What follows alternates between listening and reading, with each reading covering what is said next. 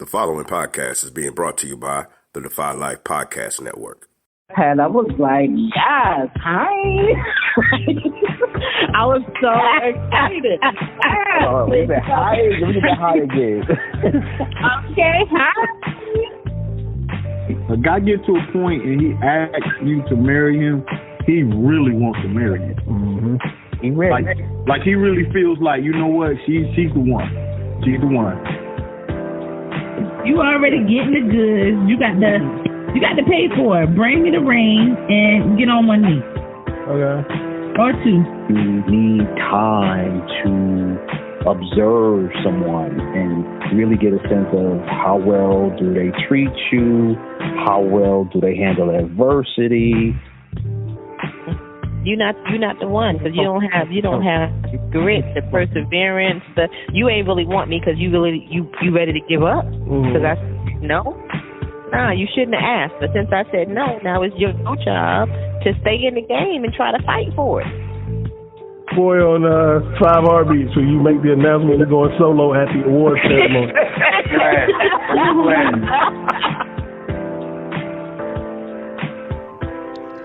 What's up, y'all? Happy One Eye Shut Day. Welcome to the podcast about many topics from the perspective of 3 married couples. You can listen to us on DefyLifePods.com, iTunes, Spotify, and any of the other popular podcast platforms. Shout out to all of our patrons. We appreciate your support. Please continue to support us. And for any new supporters, we welcome you. We welcome you too. So my name is Gina Glimpf, and I am your host for tonight. We've got a very interesting topic for you all tonight. And it's ironic because it comes on at a time where it's like the day before Al and I, our 25th anniversary. Ooh. Y'all. Happy anniversary! Happy anniversary! Yeah. I'm saying y'all was a little slow. Like that's big shit. That's big. I don't even understand. Like where was the hesitation? We were still on mute. Like we were still on mute. Yeah. I'm saying we need big ups because that's some big shit for real. No doubt. Congrats to you guys. That is big shit. And as I always say, I do have my North Star couples, and y'all are one of those. So big ups to you both, to you, Al and Gina. Thank you. Much appreciated. Thank you. Yes, happy anniversary to you doubt. guys. Appreciate you. 25. 25 years. That's a blessing. Yes, it is. You are absolutely right, Chiquita. And so I'm just going to go ahead and get it started because that is my word of the day. Like, just blessed. This has been an awesome week. And it was mostly because it's like leading up to the anniversary, right? So it's one of those things when you say I do, you mean it. Right? But you just never know what happens. And you see marriages falling apart, couples breaking up like every day. And so you just hope and pray and put the work in and hope and pray that you make it to 25. And it's just like, yo, this shit is here. Like 25. That's big shit. That's big shit because most people hope and pray they make it to tomorrow. Yes. Oh, you ain't never lied. Man.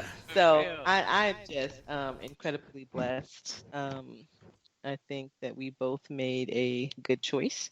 And we were talking, I think it was yesterday, just kind of that conversation. You know, if you had it all to do it again, would you choose me again? And to be at that place where, both people are saying yes, you know what I'm saying? It's just a blessing. And so I've been fortunate to have been able to spend the last 25 years with Alvin Glimpf. And 7 years of dating prior to that. So it's been a long journey, and we've been through a lot of shit. We've had a lot of good times as well. And so, big ups to you, boo, my ride or die. Right back at you. So as Love I'm prone to do, You getting ready to like hijack? That's what you. no, I'm about to put y'all on the spot. Okay. So I know there's no one answer, no correct answer to this question, but each of you, what would you say would be the biggest key to making it to 25 years? I didn't hear the question, Jay. What would you say would be? He may have lost him. Oh no, Jay. So Al, Gina, each of you, just a quick question. Like I said, I just want to put you on the spot really quick. So, to make it to 25 years, what would be the biggest key? There's no right question, no right answer, no one answer probably, but it's going to be one thing that will be a big key to make it to 25. Commit to the commitment. It's one of my favorites. I love that. Go ahead. Well, I didn't know if y'all wanted me to elaborate or Yeah, I would everybody. Yeah. So, yeah. So basically, even on those, that phrase in general to me means that even on those days when it's hard and shit is just not right between y'all, when you don't even like the person, like when it's just when y'all are in that space. You stay true and committed to the commitment that you made. And so when it's hard to commit to that person for whatever reason, because of the space that you're in, then it's just, I committed, this is what I committed to. And so, I'm hanging in there, we're going to work through it and make it work. Absolutely. Yeah. Again, one of my favorite statements. Love that. Al, what say you? I say the key is to make a decision that this is the person you're going to spend the rest of your life with, and then act like it. And I think what I mean by that is that once I acknowledged in my spirit and mind that this is the person I am choosing to spend the rest of my life with, then to me, that's when the one-eyed shut shit comes in, right? Because it's like, if I'm really going to live the rest of my life with this person, then I'm going to take literally the good and the bad that comes with that. Because I am committing to this, that I want to be with you for the rest of your life, whatever that means. And that's, to me, is how you get through the difficult times, because whether or not you are going to give up isn't even on the table. So that's not even part of what you are processing in the moment. It's not about, you decided that shit already. We just focusing on the problem and trying to move past it and get on with your life. That to me is the key to get to 25 years. Yeah, I'm snapping my fingers like I'm in Love Jones right about now. That's some dope shit. So, I mean, and it's so real though. I mean, because we've had conversations over the years and have always been on the same page about that. Like, this is non-negotiable.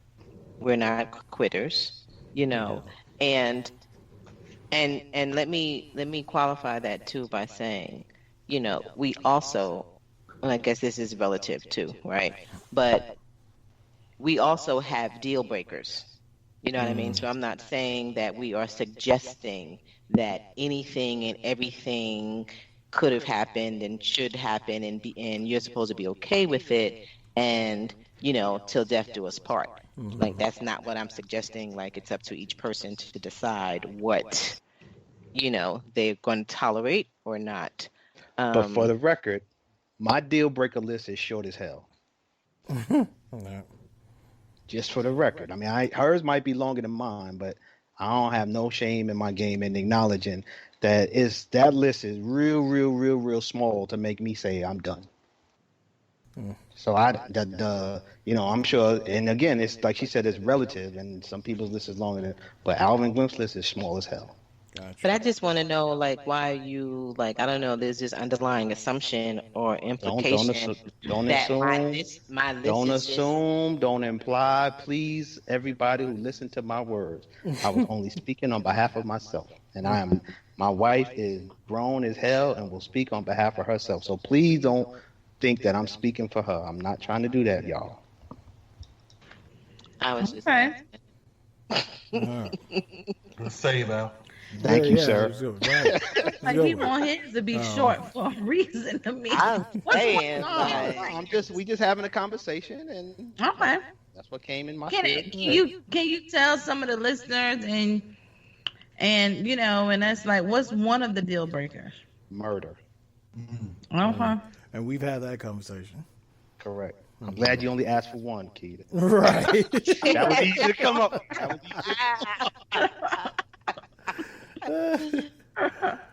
Wow.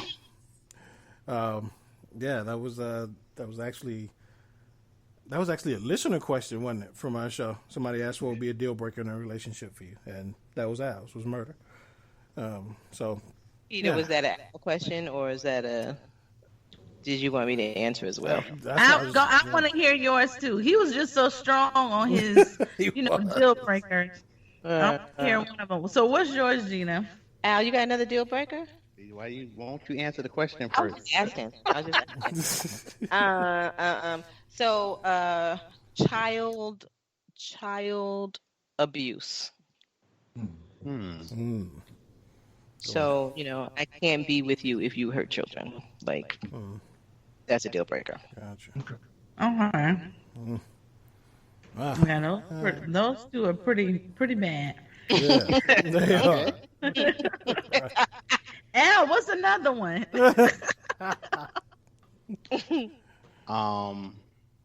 Forcing me to watch the Oprah Winfrey show. No. Y'all, let me say. So while he's not like that's not serious, but it does speak to how much he dislikes Oprah Winfrey. And from the beginning, like back in the 80s, like, I can't believe you watching her. Stop watching her. That's when he first, Al, do you remember this? This is where he told me. Hey, I done some crazy shit in my life, so I have no idea what she's about to spit. This is where he told me, Gina, the stuff that you listen to and you watch, it gets in your spirit. So you shouldn't be watching Oprah. I probably said that. Oh, he definitely. So for the record, I don't dislike Oprah personally. It's not like I dislike Oprah Winfrey the person. I've just never been a fan of the show. Gotcha. Okay. So what is it about the show? Break it down. Come on, son. We need we're details. not getting ready to talk about Oprah. Oh, yeah, that's a different show. It's a different show, but I was about to go in. Right. And she's gonna be I should have saw him. He was getting ready to go in for real. He took a deep breath and all. We are not. This conversation is not being derailed by Oprah Winfrey. Okay. Wow. Not today. Oh, wow. Not today. Gina, do you have another one?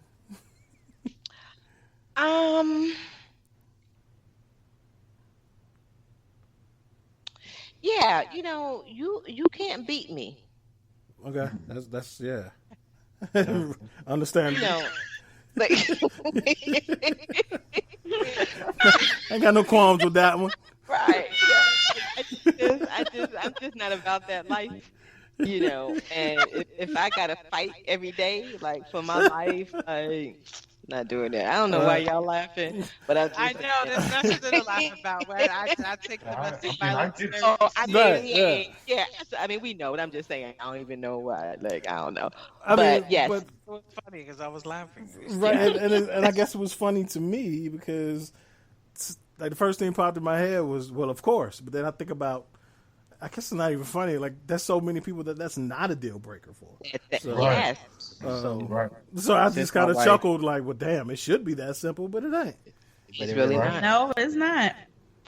So since she gave a serious one, and I thought she was gonna joke as well, but she didn't. I thought she was another say Montel serious Jordan or Montel Williams, whatever his name is. a serious one for me. A second one would be Can't beat if she did not, if she didn't really embrace my family and how the role my family plays in my life.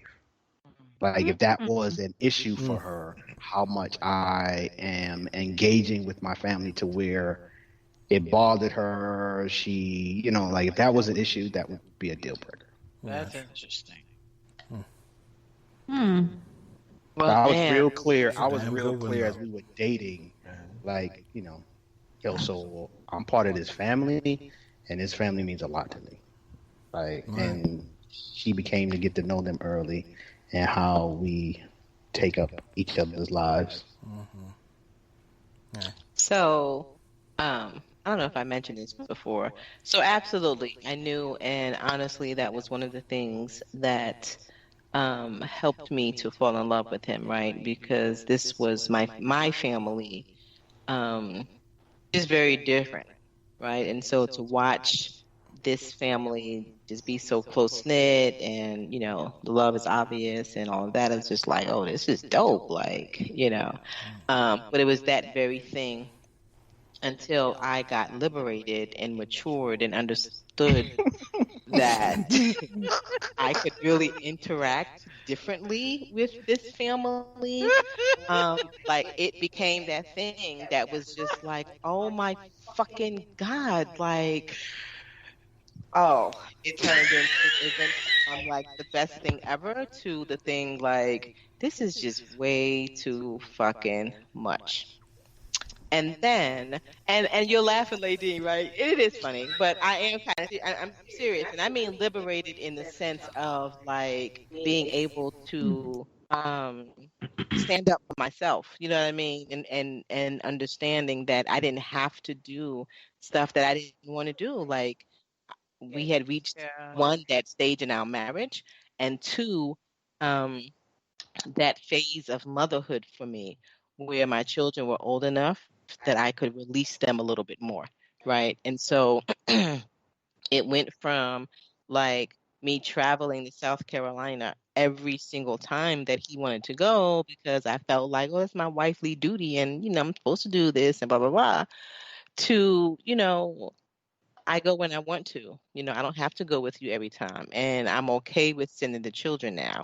And so that became ways where I started taking like weekends for myself. Like, oh my God, like Gina, send the kids. Like everything is fine and you can take a break.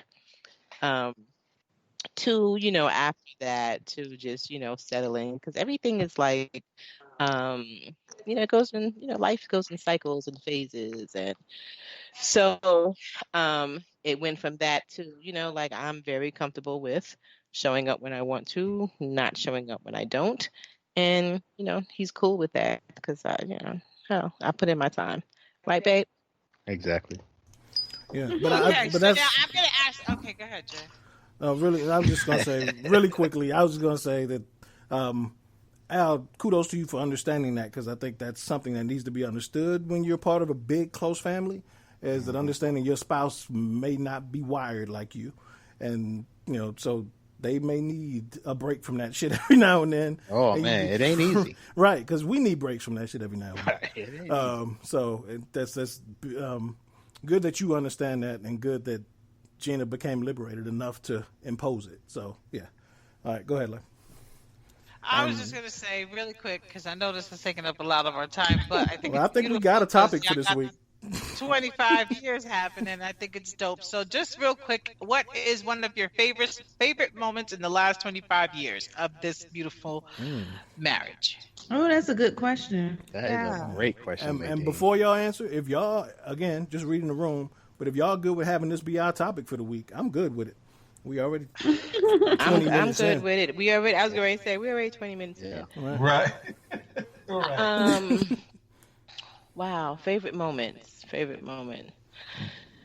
So there are two that come to mind immediately. And it's funny because both of these are several years old. One is like probably at least a decade. I don't know, but it happened a long time ago. And but they both are around. One time we were in Jekyll Island and we were standing on the beach at the ocean. Where's and Jekyll Island? I don't know where that is. South Georgia. Okay. So it's on the coast, but like very close to Florida, but it's on it's on the coast. And he was there for a work training, and I tagged along. And we weren't getting in the ocean because I think it was cold. And so we were fully dressed and we just kind of was walking on and we stopped. And we had a moment of talking, the energy, the vibration. Do you remember this, babe?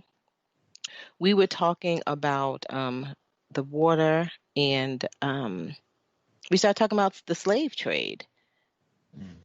And like just the fact that a lot of slave ships probably came through here, blah blah blah. Anyway, and so we literally, and this is really not about marriage necessarily, maybe it is, but anyway, we literally could feel the I remember this. The spirit of the ancestors. Like we both were standing there and could literally feel like it was just so powerful. And I think that was the first time that I had ever experienced that with someone else. Right. So I experienced that often, and I don't talk about this often, but like Ladine, I'm an empath, right? So I feel lots of things all the time. But I think that was the first time, like intentionally, that I felt like that level of oneness with another person intentionally, while they knew and understood they were feeling the same thing. And then there was another time, and this is about marriage. This was just awesome. And I don't even know. I probably shouldn't even talk about this. Talk about it. So it was another connection, like just on a whole nother level, just this whole spiritual thing, that we were at his brother's house in his sunroom. Remember? Look at that. I'll just sit here and nod. And we just had like just a magnificent, phenomenal moment. Yeah. The end.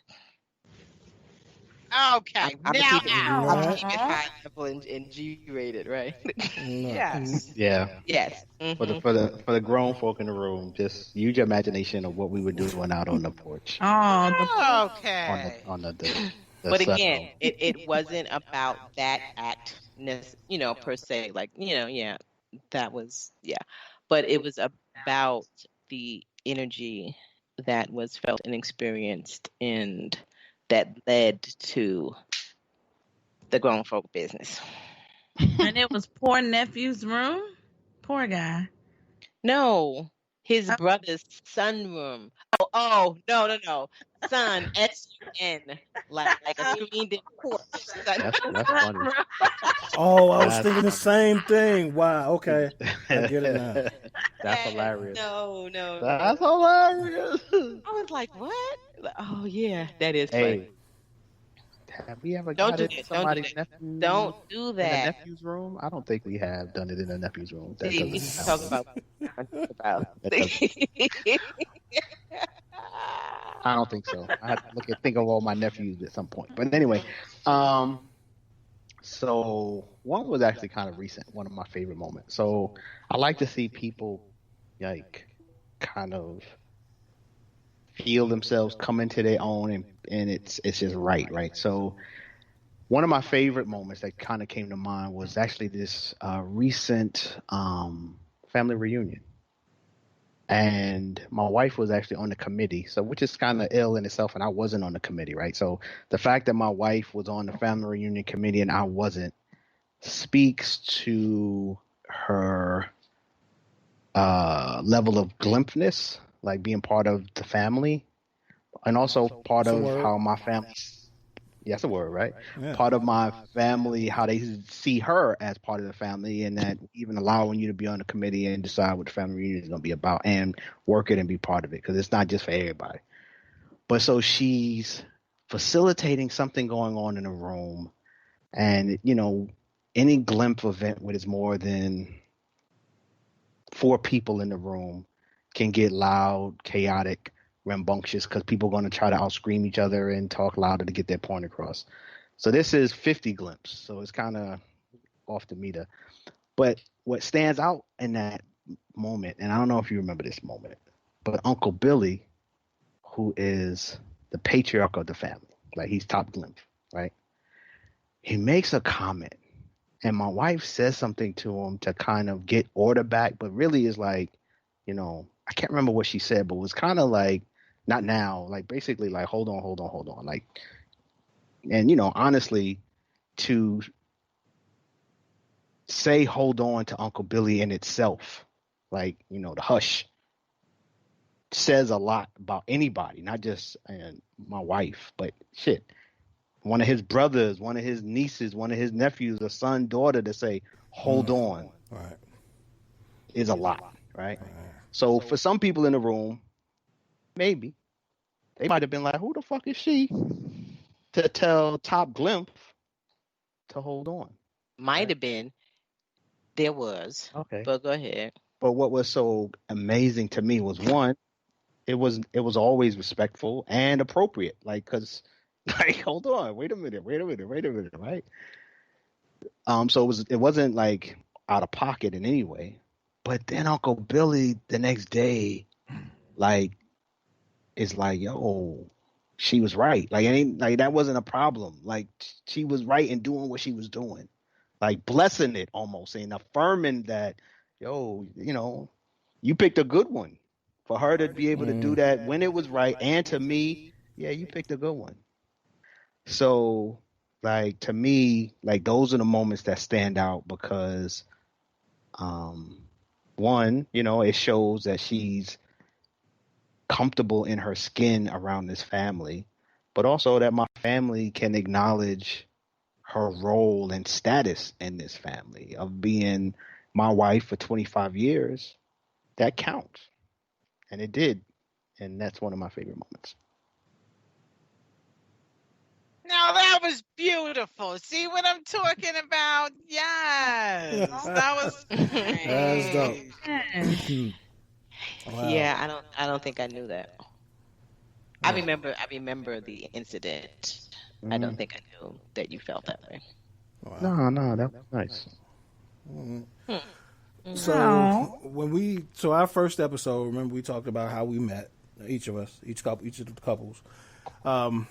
So considering what you knew about each other at that point and what you thought you knew about each other at that point, what's the biggest thing, Gina, that your husband had surprised you about himself, and how you too, vice versa?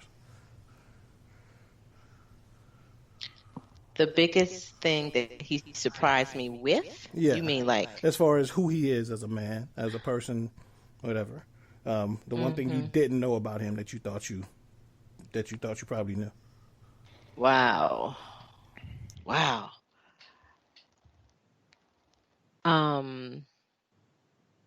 So. And again, y'all, to all the listeners, this episode is completely impromptu. We weren't planning this shit. So if people have to think about answers, this is why. Yeah. So I think it's been an evolution thing, right? Because again, like when Al and we got married at 25, started dating 18, whatever.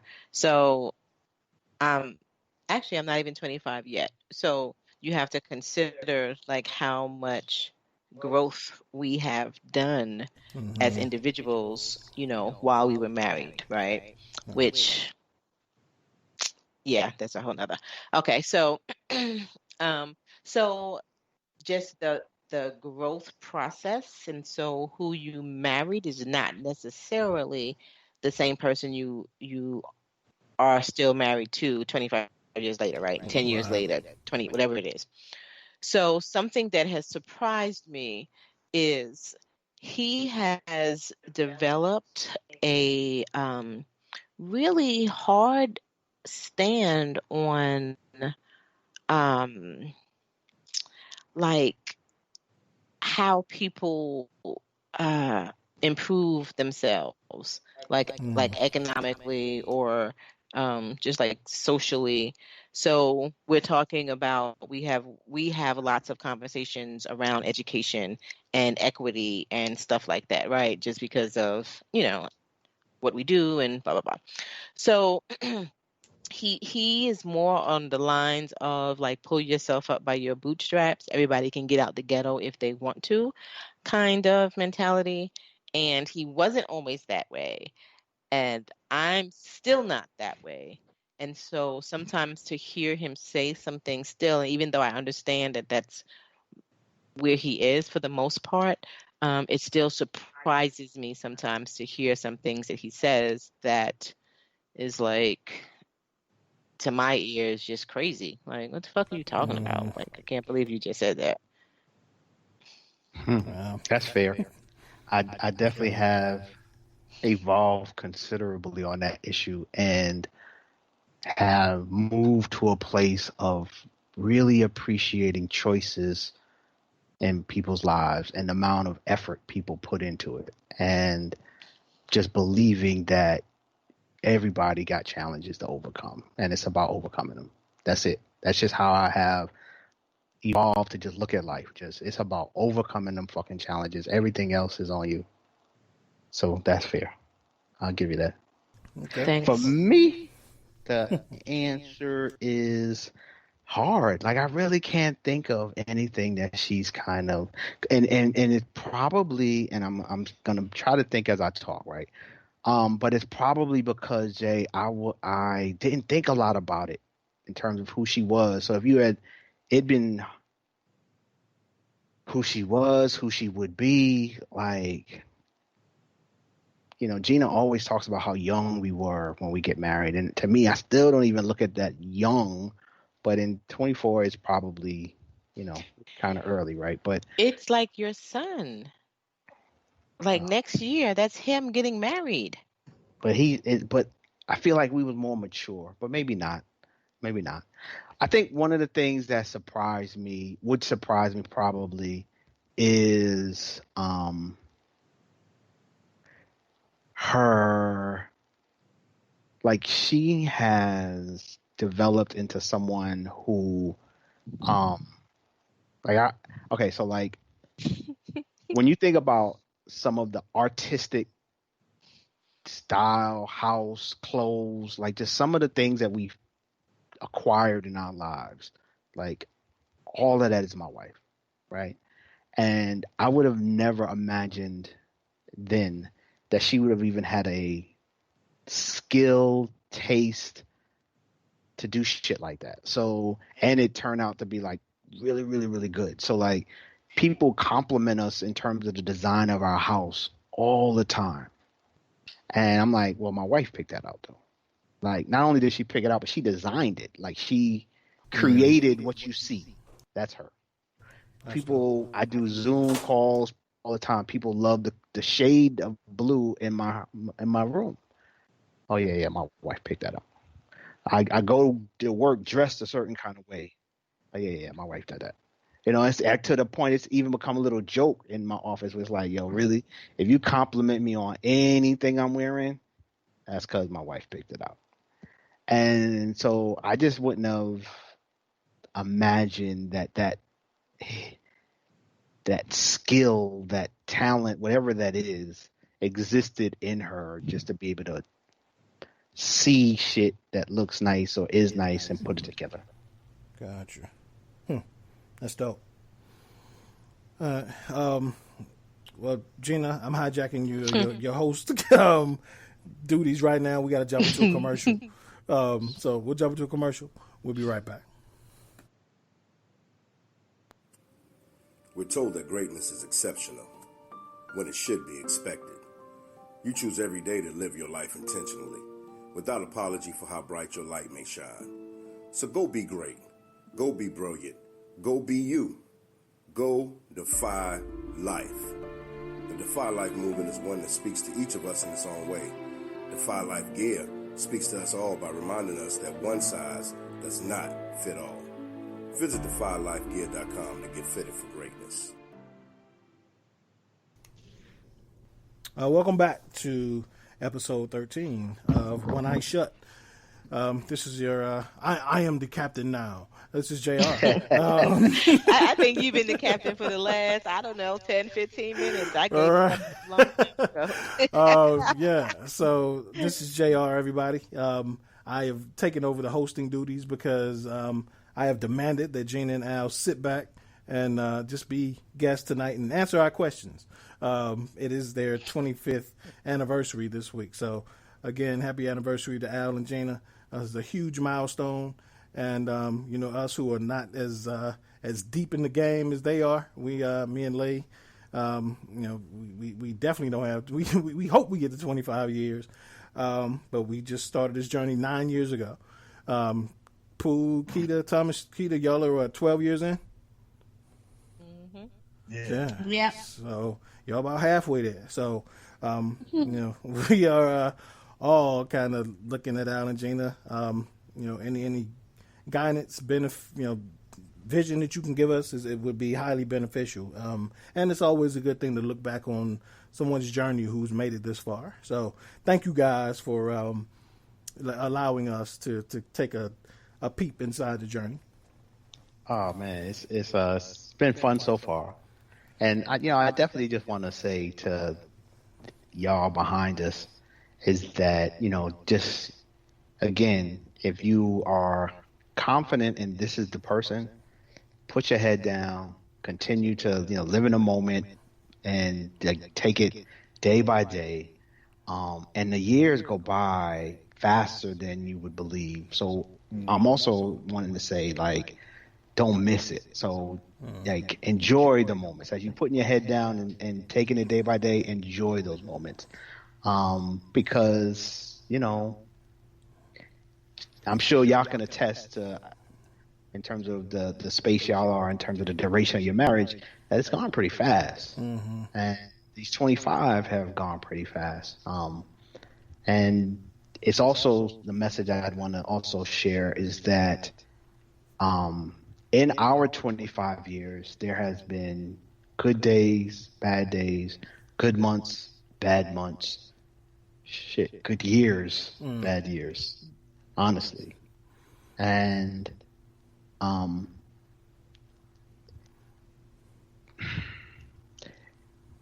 that's part of it, I believe. That when two humans commit to spending the rest of their life together, with two human beings, both of them imperfect, the experience isn't going to be perfect. So, to me, that's just part of it. That's what we are signing up for. But hopefully, and this, if it's not, then make some decisions. The good should tremendously outweigh the bad. Right. Should hopefully be a lot more good experiences in terms of quantity and quality than the bad. Right. And as long as that's happening, then it is what it is. There's expect the pain.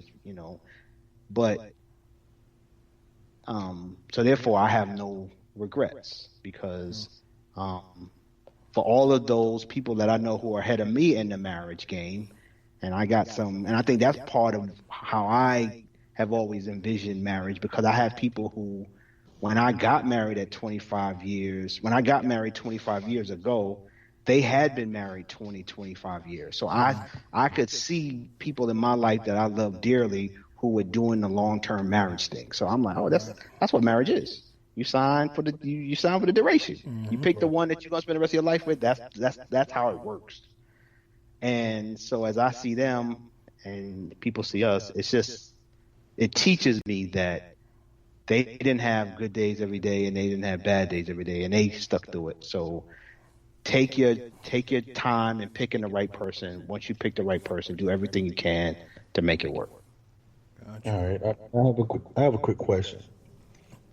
First of all, I just want to say definitely 25 years is absolutely amazing. And that just can't be echoed enough. But I know some people feel like, and I've heard some people say that, you know what, if you don't want to go to bed upset, or you don't want to wake up upset, or you don't want to leave the house being upset without telling someone you love them, or if you guys have a fight, or I've heard that a lot. So do you guys live by that, or do you think, okay, give that person their space for them to get over whatever they need to get over? What are you?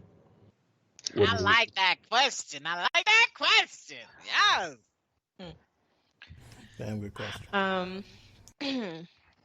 So, no, we don't live by that rule. um, there have been many nights that we have gone to bed angry. Um, Keep and it many fucking more nights. real, Gina. I'm sorry. What'd you say? Keep Keep it it fucking real. real, Gina. That is what I'm I mean, talking about. Cause that shit happens like that sometimes. y'all Yes. know I really don't know how to be any other way, and it gets me in Right. trouble, but it just is what it is, right?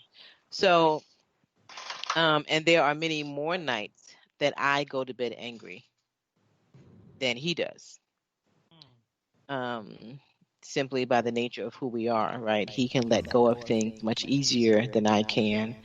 And often I need not to be in your space in order to become okay with you, right? So, yeah.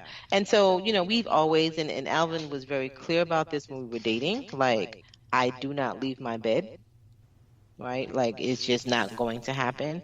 I will never. And I can remember him telling me this, and I remember sitting there looking at him like, this motherfucker is crazy, right? Because who thinks like this, right? Because I had never, and you have to also remember my experience with healthy marriages growing up was non-existent, right?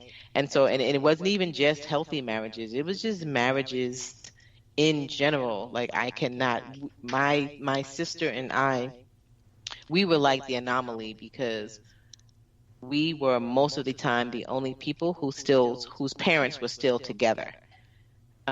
So I really didn't have models like married couple, like, and so like a lot of things that Al and I experienced, like I just had no knowledge, like, and I mean everything, like just as a married couple, I had no knowledge of, I had no blueprint for, no pattern, or none of that.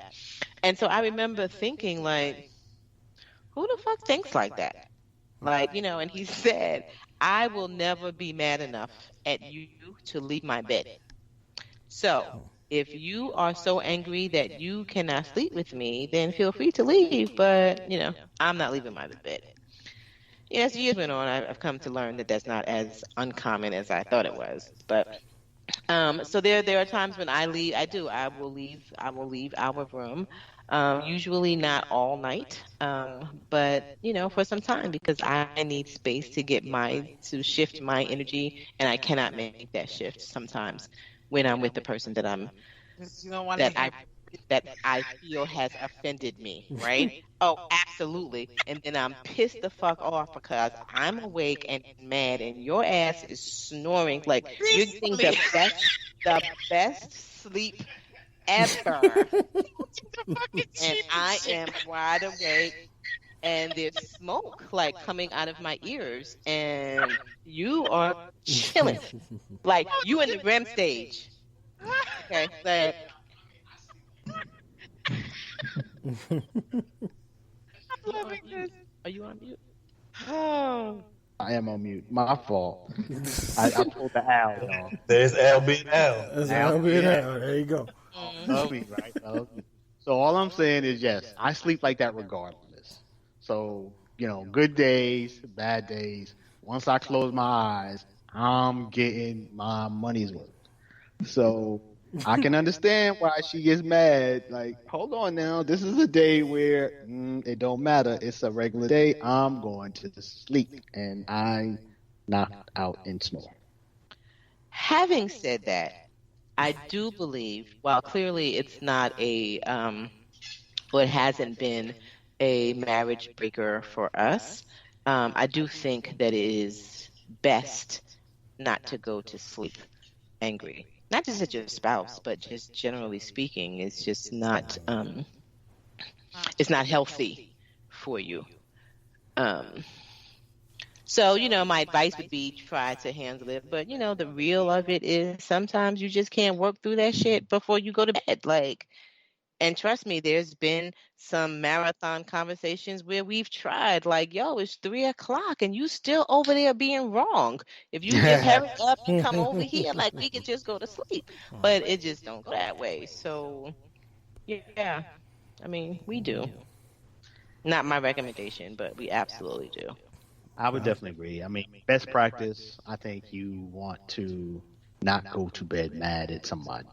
And from a sense of, this is coming from a person who, my reality is I understand how life can change from one night to the next, and somebody don't wake up the next day.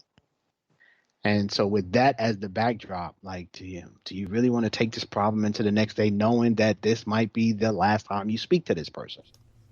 So that's how a lot of that reality informs how I live life. But Gina's, keeping it real.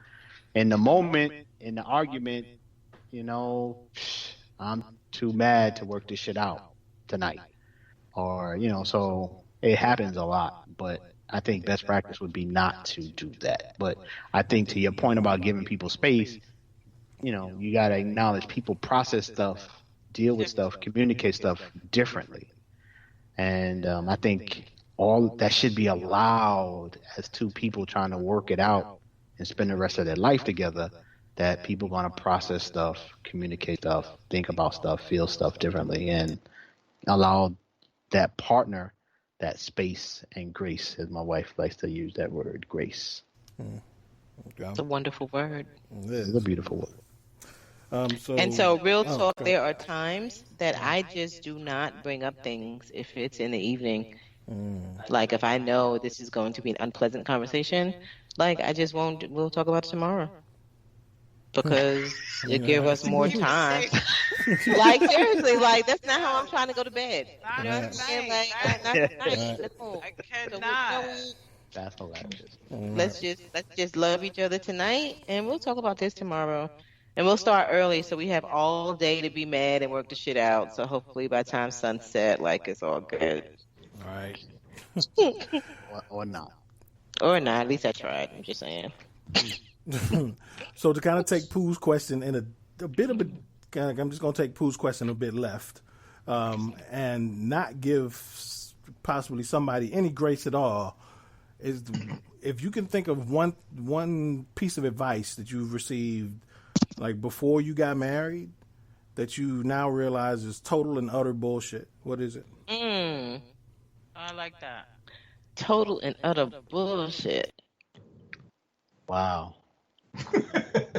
Yo, real talk. Oh, I got one. You go first, because I'm a drop the mic and the room gonna change. I say mine, so you go first.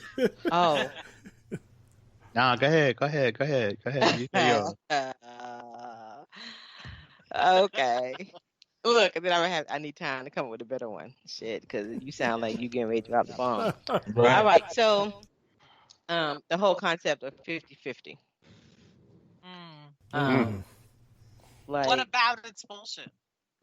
It's bullshit because everybody need to bring 100%. Just this idea, I think it's just I don't know the word, but I think that it is it implies the wrong thing on a couple of levels, right? So it's this idea that, I only have to bring 50%. And this is real literal, but for those of you who don't know me, I'm a very literal person. And just in my 40s, I think I'm realizing how much of a problem that presents sometimes. But anyway, so just this idea that, it's this whole 50-50 is no, you bring 100% of yourself and he brings 100% of yourself, and together you all represent 100% of yourselves as a couple, right? Oh, yeah. Right. it also to me just kind of gives this message of somehow, and this is like maybe a feminist thing, I don't know, but I am not feminist, but just this idea that somehow I am not a whole person until I combine or join with this person, whoever Yes, I honey. choose, Yes. then I become a whole person. And oh my God. No, You know that's what? not towards you. No, that wasn't to you. It's just something going through my head. Stop. I was just Yo, changing my mind. See how? See how? Oh, no, this is the shit I gotta deal with. Y'all should see what's going on in this room right now. 25 years of this, y'all. Blink twice if you feel like you need to. I was getting ready. Y'all, I sat up in my chair and everything. I was getting ready to pounce.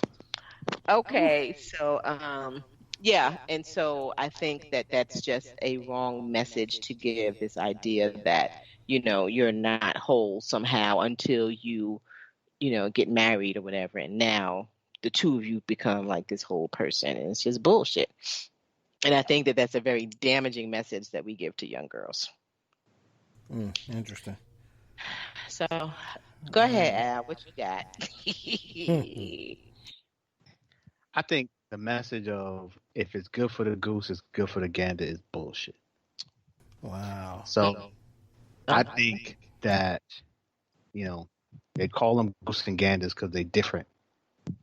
And people are different.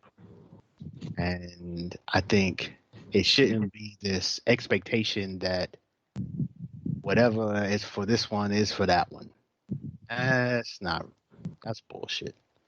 Like, to me, it's about, everybody different. So you should be about what makes that person happy. And then from the other person, you need to co-sign that happiness or move on, right? Co-sign how they get their happiness or move on. But this idea that what you do or what they do to please their life or whatever, you need to do that or they need to, that's bullshit. Like, to me, marriage is about two people coming together to make a union. But those two people are still individual people, and they should always be honored as individual people coming together to make a union, not to give up or just not pursue who they are as people. Like, that to me is bullshit. Interesting. Who's choking their mic? Interesting. Is somebody choking their microphone? I hear ruffling. What's that mean? I just hear ruffling, like somebody's mic is being fumbled with. Yes, I hear that too. Yeah. Or breathing in it, something. Right, yeah. Stop now. But interesting. Gina, what were you saying? That just perspective is interesting. It's just interesting. Wow. And I think I've said this before, like one of my I have some favorite moments while we do this podcast because I learn things about my husband. Not that everything that I learn is a favorite moment, but I'm just saying that the majority of these podcasts, either I'm learning something new or I'm being reminded of something that I have forgotten. But I've had a few moments where he says something, or maybe because you guys know, but our listeners, That sounds like someone outside. Our listeners, Al and I, we tape in the same room, and so there are just moments where, like, I just kind of look at him, or he says something that's just like, oh, I love that dude. But I was just going to say, I was thinking another thing that I think is bullshit that people say, and I think Al and I, at least we used to disagree. I don't know where he is now. But this whole idea of unconditional love, and that you should love your spouse unconditionally. I just think that concept is bullshit, generally speaking, and it definitely does not happen, I don't believe, between couples. For me, the closest that we could get to that concept is between a parent and a child. Absolutely. But right. yeah, I just think it's a bullshit concept for marriage. I agree with that one. Yeah, I think it should be a goal in the sense of, while you're right, you're gonna have conditions like, shit, I got murder as a condition, so there are conditions, but at the same, I mean, there is a condition to me marrying you, that you ain't gonna be murdering people. So all right, you're right. It's not unconditional, but I still think it should be something that you are living towards, striving towards, to where the condition should be minimal. Like, and that's just, me. Like, because at the end of the day, like, I'm choosing to be with you.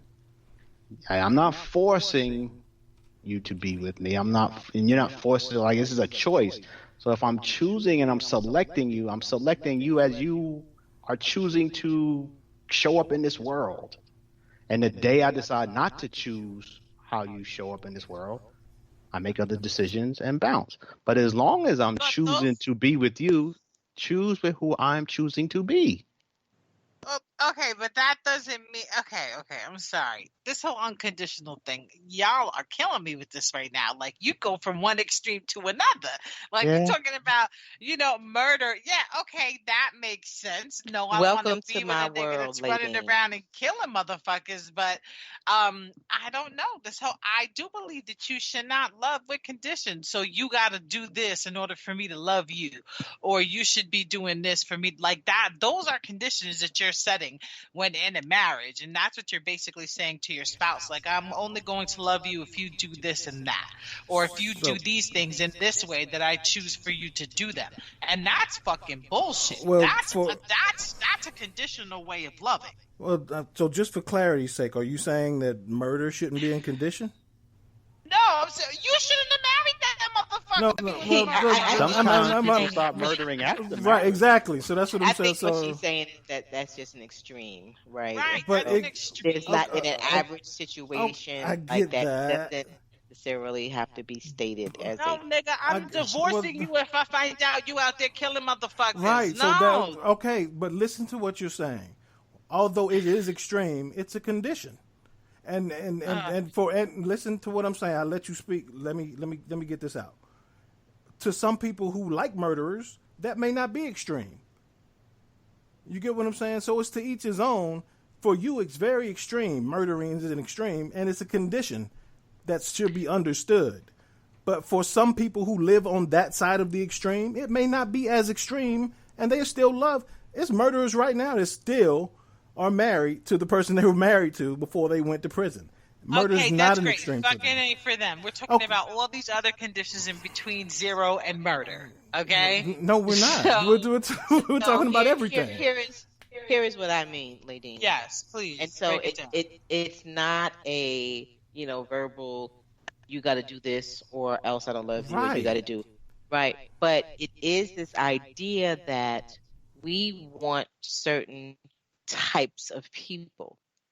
You married JR because he was A, B, C, D, whatever your list was, and those are the things that attracted you, that made you fall in love with him. Had those things not been there, right, you probably would not have fallen in love with him and married him. And so that's what I mean. There are conditions that we all impose, or that we look for, or that there are spoke things about earlier, right?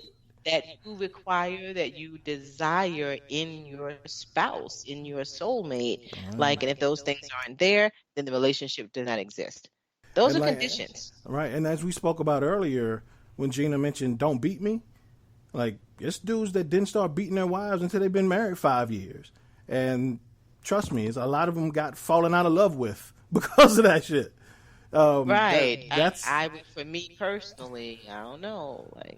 Things happen, but I can't. I don't think I can love you or stay in love with you, or definitely not be with you if you are intentionally hurting me. Exactly. And like we said, beating me is not an extreme to some people. Some people don't fall out of love with somebody because it's not understood to them that, hey, if this person starts beating me, I can't be with you. To some people, they can accept that. So it's not a given to them. Understood. Next question. Next question. What else I got? I got a question. When you guys, I'm back on this breaking point. And pet peeves. Tell me what your pet peeves is. What's of course? I mean, it's for the listeners that maybe feel like they are at a breaking point. So I felt like that's a good question. So when you feel like you're at a breaking point, like enough is enough, what are y'all like? What do you guys do to try to help you guys from not leaving the marriage? Have you ever been at the breaking point, maybe? Have y'all gone to therapy, or y'all just talk it out, or you just leave the shit alone? It is what it is. My husband won't go to therapy because he don't want nobody telling him what to do. Okay. See how that works? See how they be misrepresenting you? That's not But the truth. That is the truth. The why. Like, therapy is now the way to go. But you still have marriages that don't do the therapy. No. Listen. I have consistently not been my thing with therapy is I don't mind talking to people. I don't mind sharing, right? The idea of talking to somebody who don't know me, who don't know the history and really give a fuck about me, doesn't make a lot of sense to me. So for me, I'd rather get advice, consultation, share with people who know me, and I then trust advice. The idea of just paying somebody who don't know shit about me just doesn't make sense. Because you want a biased ass motherfucking opinion. Not biased. Not biased at all. Did y'all? Can we go back to the question? JR, did you hear the ruffling? Did you hear the ruffling in the mic as I let out that huge sigh? I felt the walls shake on that. So, Chiquita, I would say it's about doing all of those except therapy for us. Like, it is a thing where we'll talk it out. It is a thing where we just forget about it and don't talk about it for a while. I mean, there is times where in 25 years, there's been times where I focused on, my kids. I mean, like this, it's like things that pull you back to me, pull you back to center, pull you back to being grounded. There are different things at different times that will kind of refocus you on really what's important, what's not important. Mm-hmm. And so it's all of that. But at the end of the day, to me, it's about getting you back to working it out and trying to be better and trying to let things go. Like whatever that is for you, then put it in play. If it's therapy, it's therapy. If it's talking to your old grandma and grandpa who had 50 years of marriage, that's what it is. If it's about, taking a long walk on the beach and getting away from each other, that's what it is. But it might not be nothing. At the other end of the day, like, to me, I'm also real clear where if it's not to be, don't stay. Right? I'm definitely not one to advocate for like, oh man, just stick it out, just to stick it out. Nah, fuck that. Life is too short. If this ain't where you supposed to be, move on. Right? But be clear, because I'm an advocate of marriage. I truly believe this is the person that I want to spend the rest of my life with, and it's the person I'm supposed to be with, which is why I have this approach. If I didn't have this approach, I wouldn't be here. And we've had that conversation before. So, yes, Keita, we have hit points where there was those conversations of, okay, should we be letting this go? Like, are you still where you want to be? do we still believe that we belong together, that we can work this out, and I think that that's important, right? Because I agree with Al completely. There are situations that don't need to be like period, but that's just for the people in those situations to determine that. But I think it is important to take inventory to figure out, like, yo, is this still for us? Yo, I'm sorry. I don't mean to interrupt. I'm laughing over here, right? Because I have to tell y'all this. Because JR, like he said in the beginning, that you guys are like one of his. I don't remember how he phrased what couple you are, right? So there was a situation where he made a decision, and I was like, no, hell, fucking no. Like we're not doing this, right? And so this nigga, you know what he brings up in the conversation? He was like, you know how many times Al probably made a fucked up decision, and Gina still had that nigga's back. Plenty. And so he used y'all two to try to win this fucking this decision making that was happening in our relationship. And I was like, and I really had to stop and be like, you know what now why you had to bring them up, yo? I will be the winning decision in this fucking relationship. I'm not Gina. Well, two reasons I did it that way, and I voiced it that way. Is one because it's true, and secondly, yes, absolutely. And secondly, is because if I had said, you know how many times I done supported you on some bullshit that I didn't agree with, it wouldn't have come across the same. So I had to use somebody else to kind of make my point, because that's how relationships work. It's about sometimes supporting some shit you know probably ain't gonna work, as long as you know it's not gonna end the world or end your marriage or like kill somebody. You go with it and you support that person, and if that shit rides into the ground, you ride into the ground with it. I understand why, and I understood what it meant when you brought them up. You didn't have to fucking elaborate right now. That wasn't me. I was about to. Right now. I was just about to, and just that, in 32 years of her knowing me, I have made my share of terrible decisions. And have faced terrible consequences, and my wife has stood by me without, like, just right when. So to me, like, ride or die isn't a suggestion. Like, it's something that you earn. Like, that's to me, that's something you earn. You don't get it by, yo, you gonna be my ride or die one day. No. You get that shit once you've proven it. So when I say she's my ride or die, it's because she has rolled with me. And when it's just like, yo, other people were looking the other way at a brother like, I don't know how you fucking with him. Like, I would have left that motherfucker if he did that. And to me, like, that matters to me. And it's part of life, right? That's how you get to 25 years, you ride with somebody. There goes that grace. Damn right. I'm telling you, like, yo, I'm telling you. All right, so we are approaching our limit. So I got a quick question for the for the other two couples and my other half. So Pooh, you your other hole. Chiquita. Gina Ray told you about that shit. Watch your mouth. Your other hole. Yo, first of all,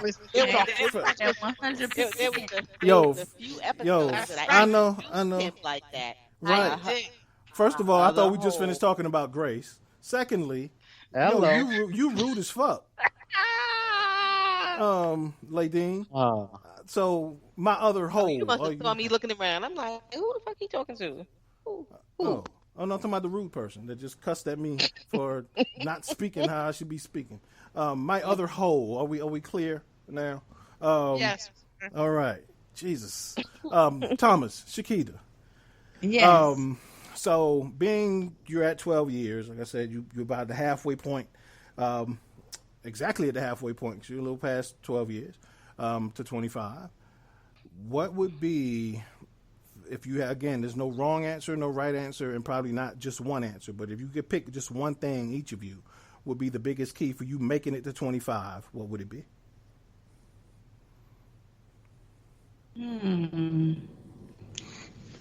I would say keeping an open mind. Okay. being willing to. So you going to that swingers club? What happened? So you going to that swingers club? No. Oh, okay. No, I'm not going. But being able to adapt, because as you grow and live together, you're not gonna be the same person. Your significant other's not gonna be the same person. So I guess growing and adapting and changing. Okay. All right, Chiquita, what say you? What's the one key for you? He took my answer. I was saying that. That's why he spoke, so he jumped ahead. Yes, that's fine. Yeah, any other time he'd be like, "You go first, Keita." I know. He try to get something. She nudged me and told me to proceed. So that's what I did. Yeah, because I'm always talking over here like I'm not 20 anymore. I'm not 25 anymore. Like, things change. But I was just saying, like, keep the communication going. Like, never stop communicating with each other. Like that. Mm-hmm. All right. That's probably the hardest thing. Yeah, it is. It's tough. It is hard. But Gina, like what you were saying, like when you and Al had that, that talk and stuff, I felt that because when you are married to like your best friend, you have a lot of those feelings, like, just talking to each other, being each other like advocate, being each other best friends. So I definitely felt that. Cool. How about you two? What say you? I want you to ask the question again. What would be the biggest key to you and for us to make it to 25? Considering we're at 9, huh? I'm gonna say romance. Mm-hmm. You better keep romancing me. No romance. No, seriously, I'm a very what is the word? I don't even know what word I'm looking for, but I need the romance. I want the romance, and that's what's gonna keep me kicking. You're romantic. Yes, you are. A hopeless romantic. There you go. That's what it is. Yeah. I love the romance. I need the romance in my life. I want the intimacy. That's going to keep me going. Everything else is there. Staying committed to the commitment, all of that good stuff that is definitely necessary. But we're talking about us, and the romance is going to keep us working to 25. Okay. Yes. Yeah. There you go.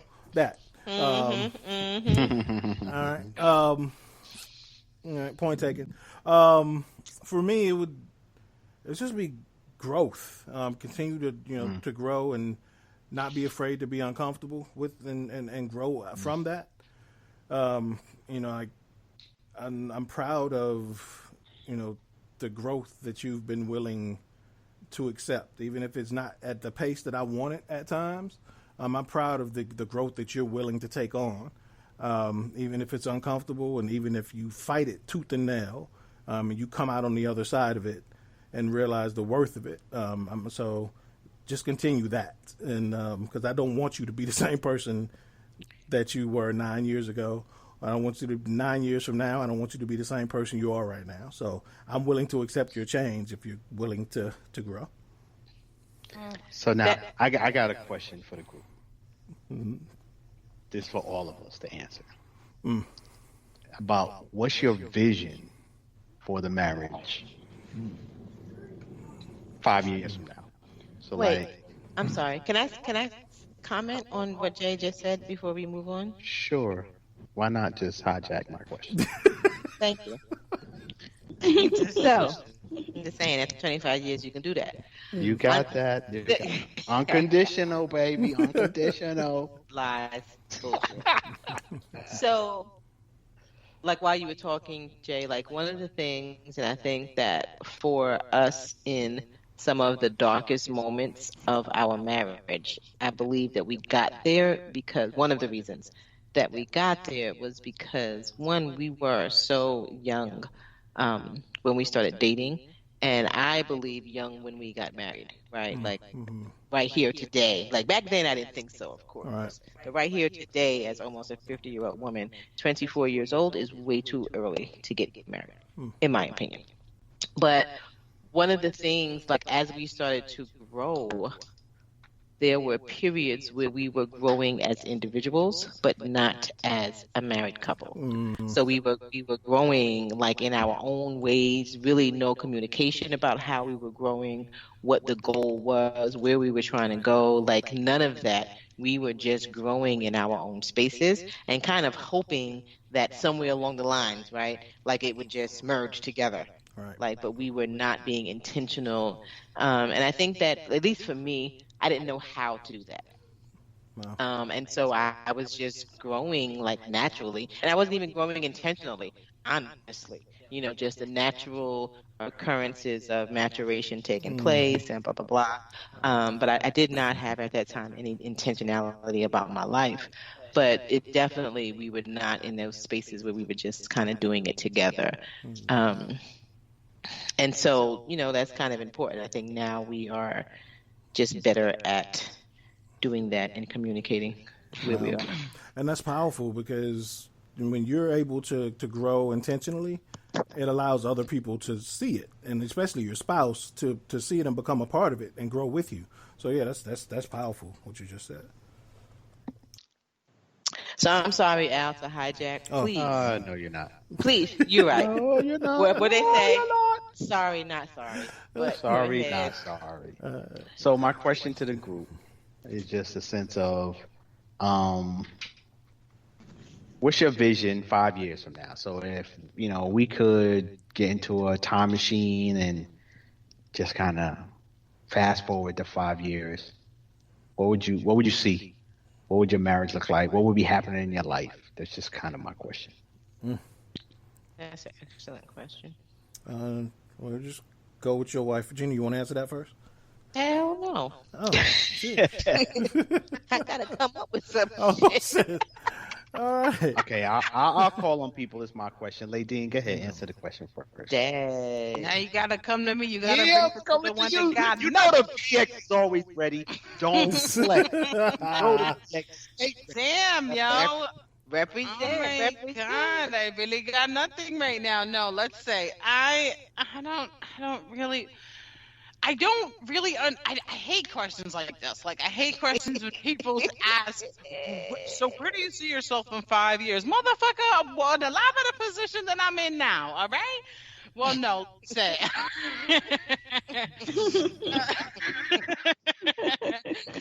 So, I'm sorry. So, okay. I never poo-pooed on one of your questions before. I'm sorry, poo-poo. She poo-pooed the hell out of So, that let's see. I would definitely say because of I guess this is a good one. So because of where we were 5 years ago, I would definitely say that in a better space. We've come very far in 5 years. Jay mentioned in one of our recent shows that we were separated, and that was a really big deal. It was a big deal for us. It was a big deal for our family. Just regaining love and trust. I don't think love ever died, but just regaining and relearning and wanting to continue to choose each other every day has been, has just been different. And so, but learning to love him differently and learning to really just appreciate the man that he is and what he stands in is just it's different. So I'm excited for the next 5 years. I'm excited to see us hit some massive goals together. I'm excited to see us go on. Somebody's mic is annoying. Okay, so I would really like to see us go on some vacations, get out the country. Watch our kids. Shoot, in 5 years, Ladanian's going to be graduating high school. So, like, I guess to see us experience that, experience having only one child in the house. It's not something we've really been able to and enjoy. So, just to really enjoy each other within the next 5 years and just learn more beautiful things about each other. And that's really about it. Yeah, and just continue to be committed to this commitment. All right, considering you poo-pooed on my question at first, you came through with a good answer. Always coming through with the I'm saying you did follow through, but I'm just saying you started slow. You started slow. I was about to send you a text, but you came through. Dang. How about you, Jay? What you got? Oh man, well stated, babe. But on top of that, like tangibly, I want to see us continue to grow financially. Our business sense, opening other businesses apart from each other and together, and seeing the ones that we are working on now continue to prosper.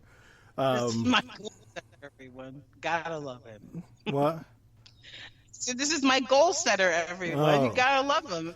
Yeah, and just continue to make goals and meeting them, whether they're short term or stuff that we know we're not going to see come to fruition until 5 years from now, or 5 years after that. But continue to see them and make them and work on them, because and mainly for us and for our kids to be able to see us continue to grow. Because a lot of this shit our kids don't understand is that shit they watching us grow up in front of their eyes too. So we got to continue to grow for them, and for us again tangibly to be in our forever home. To be driving dope ass cars, shit like that's tangible. And for things that are, that are not tangible, continuing to choose each other every day. Again, like you said, finding new ways to love each other, seeing our kids, have access to things that we never had access to. And like I tell my boys all the time, the goal in life is for me to have a bigger house than my father, and for you to have a bigger house than me. So to set them off on. No, go ahead, babe. No. You said. So to be able to set them on the right path for that, and see them go off and start their own ventures and their own businesses and things like that. To see a lot of the things that we want to come to fruition. So. Continue to be friends. First and foremost, I think, in this chapter of our marriage, I think the biggest thing that we've learned how to do is be friends, regardless of whether we like each other or not, whether things are great or not, whether we're having the best time of our life or not. We're always friends, and I want us to continue that. So, yeah. Yes, that's very interesting because a lot of people, some people get to marry their best friend when they're first married, or and I don't really think we had that experience. So to actually learn to be friends has been an experience. Right. Yeah, you didn't me for the first 4 years of our marriage. You hit me, son. There's still times I don't like you, but I love you. Yeah, like my greeting, like 90% of the time was this nigga. Like every time I came in the room. You thought that was your middle name for a second. Right. I was like, yes, babe. Oh, that is hilarious. Yeah. So I'll slide to my wife, see if she's ready to answer. You ready to answer this question? 5 years from now? Good. It's your turn. Yeah. So that really, really caught me off guard. And I feel like that we need to talk about this. Like, real talk, and what better time to do it than on our anniversary, right? So one of the topics of conversation for tomorrow. So I don't know. I am just enjoying the space that we're in right now.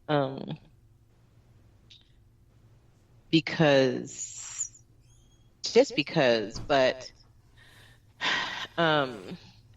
yeah, so in 5 years, I just hope that we just continue to grow in the way that we're growing, that we continue to be intentional about who we want to be and where we want to be and what we want this thing to look like and feel like.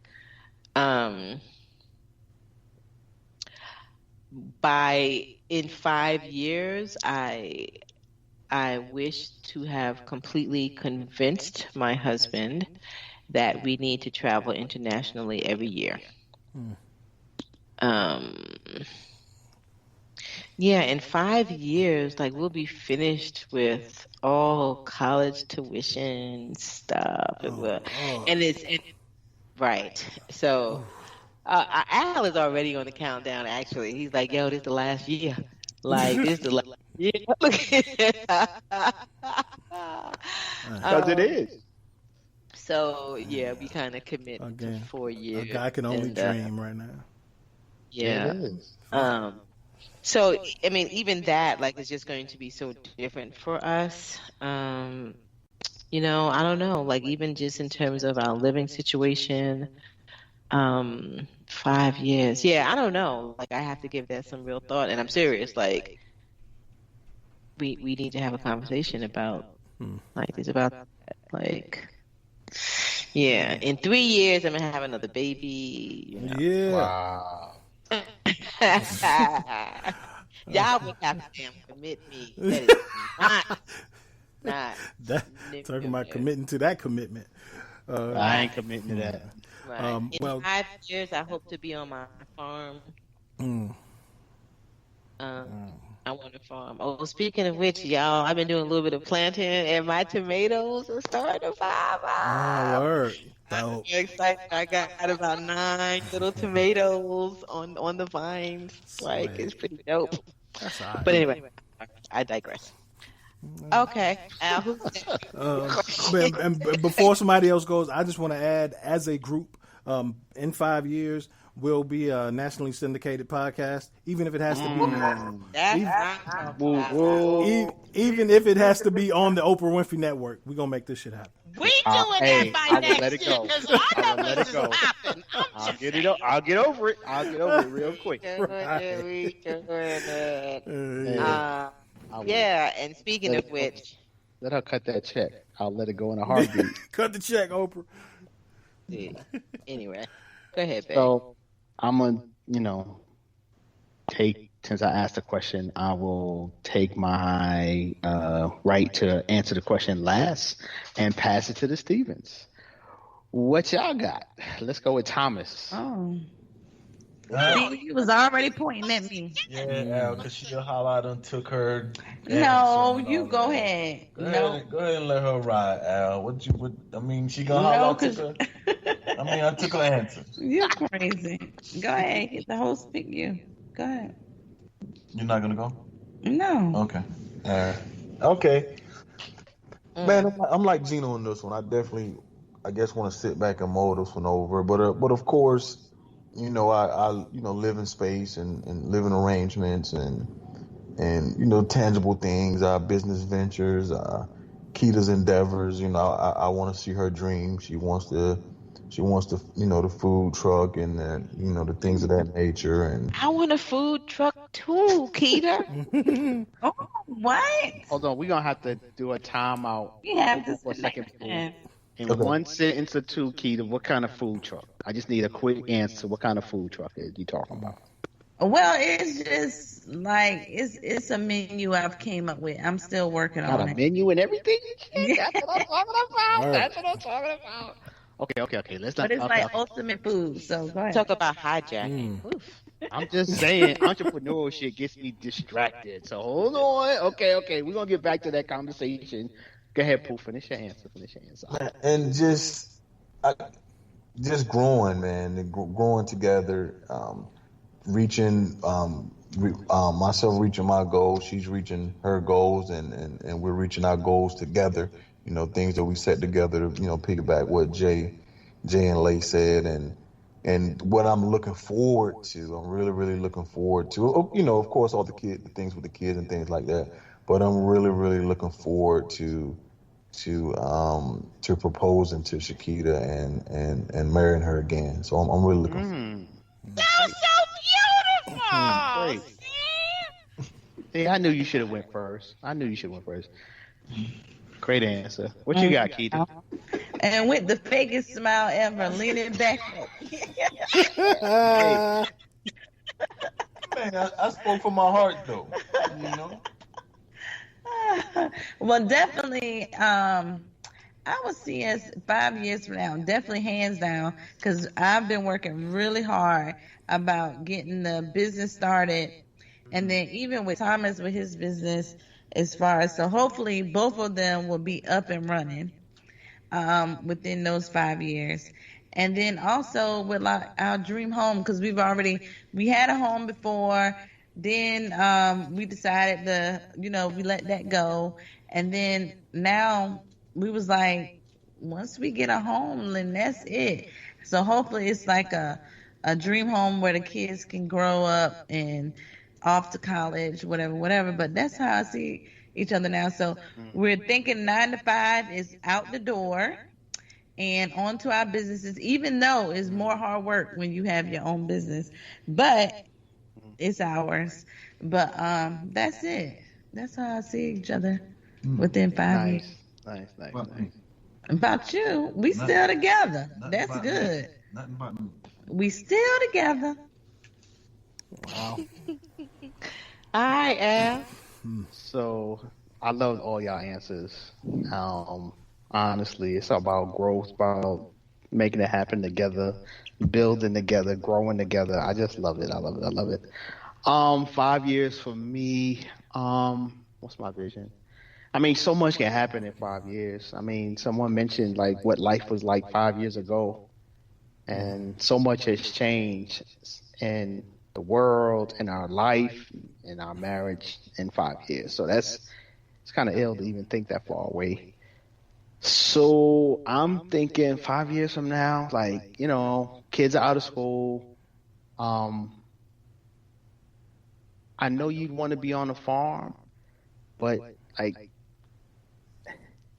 to me, I'll take that if that's what it is, or if I'm still in this house, I'll take that too. So I guess that's where I'm at. I'll take my vision is we are dealing with life as the circumstances are in our life, and we deal with them together and in a way that is trying to prosper and make the best of whatever those circumstances are. So I hope the business is still popping, whatever that business may be, because it might be Glenfin Associates, or it might be the beginning of what the next venture is, which I hope it is the beginning of the next venture, because Glenfin Associates has had a run since 2001, and it has been an amazing thing. But if the next 20 years is something else, I'm okay with that too. I would hope that our kids are starting their life in 5 years. So shit, we might even have grandkids in 5 years. Truth be told, I might be a grandparent by then. So that would be cool. No, sir. I'm just saying it is what it is, and if that's what it is, I'm cool with that. No, sir. Gina, So- you are not the determining factor of that. It really not, right? I'm not. I'm just putting my desires out there to you, bro. No, sir. Jesus be a condom.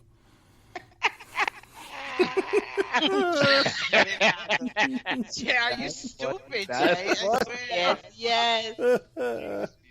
That's Jesus be a condom. Yes. You know the title of this episode. Okay, Jesus be a condom. So really, my vision 5 years, without a doubt, is with you in it. So that's all that really matters. Oh. So man. that's all I. Because it's crazy Thank to you think for like indulging me on that question.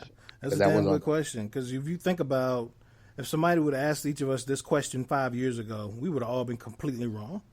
Fucked up wrong. Right. Like, considering where we are in life right now, everybody in the world would have missed this fucking question terribly. So, Totally wrong. But like you said, Al, we never know what's coming. But it's good to plan, and it's good to set goals. Because Oprah, here we come. So All right, Oprah, and real talk, all those articles, those polls, those memes that I put out about you, I forgive them all if you cut the check. I tell you, I forgive it all if you cut the check. No doubt. She ain't trying to hear you right now, Al. She ain't trying to hear you right now. She said, fuck him. I'll take all y'all but him. He's got to go. Right. She's like, I'll take all 5 of them except for that nigga. She's like, really? Yeah, I don't know. Right. for the sake of the show, I will bow out. Y'all can put another Alvin Glimp to act like if that's what was worth to get that check. Just give me my cut. That's all I'm talking about. I will bow out. Wow, he's saying this shit like he doing her a favor. Right, he did. Yeah. Wow. Yeah. That is crazy. Like whatever, Alvin Glump. Oh man. Well, I'll write you a check, babe. Right, she gonna cut you a sub check. You can be Gina's assistant. All right, y'all. So, thank you for this. Was a nice show, a pleasant surprise. Actually, we enjoyed it. Definitely appreciate the love. Hopefully, somebody will benefit.